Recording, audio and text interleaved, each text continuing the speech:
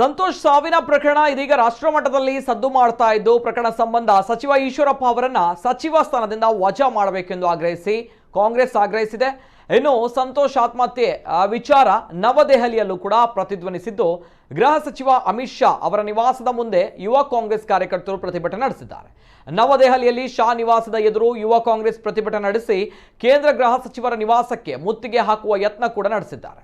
ಸಂತೋಷ್ ಆತ್ಮಹತ್ಯೆ ಮಾಡಿಕೊಂಡು 24 ಗಂಟೆ ಕಳೆದರೂ ಕೂಡ ಸಚಿವರ ವಿರುದ್ಧ ಯಾವುದೇ ಕ್ರಮ ಕೈಗೊಳ್ಳದ ಹಿನ್ನೆಲೆ ಕೇಂದ್ರ ಮತ್ತು ರಾಜ್ಯ ಬಿಜೆಪಿ ಸರ್ಕಾರದ ವಿರುದ್ಧ ಕಾಂಗ್ರೆಸ್ ಆಕ್ರೋಶ ವ್ಯಕ್ತಪಡಿಸಿದೆ. ಇನ್ನು ಸಚಿವ ಈಶ್ವರಪ್ಪ ಅವರಿಂದ ಕೂಡಲೇ ರಾಜೀನಾಮೆ ಪಡೆಯಬೇಕು, ಇಲ್ಲ ಸಚಿವ ಸ್ಥಾನದಿಂದ ಅವರನ್ನು ವಜಾ ಮಾಡಿ ಬಂಧಿಸಬೇಕು ಎಂದು ಆಗ್ರಹಿಸಿ ಯುವ ಕಾಂಗ್ರೆಸ್ ಅಧ್ಯಕ್ಷ ಶ್ರೀನಿವಾಸ್ ಬಿವಿ ನೇತೃತ್ವದಲ್ಲಿ ಕಾರ್ಯಕರ್ತರು ಪ್ರತಿಭಟನೆ ನಡೆಸಿದರು.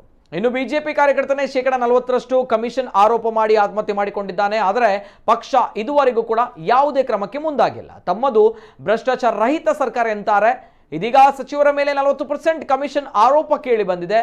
ಸಚಿವರನ್ನ ಈ ಕೂಡಲೇ ಸ್ಥಾನದಿಂದ ವಜಾಗೊಳಿಸಿ ಬಂಧಿಸಬೇಕು ಎಂದು ಆಗ್ರಹಿಸಿದರು.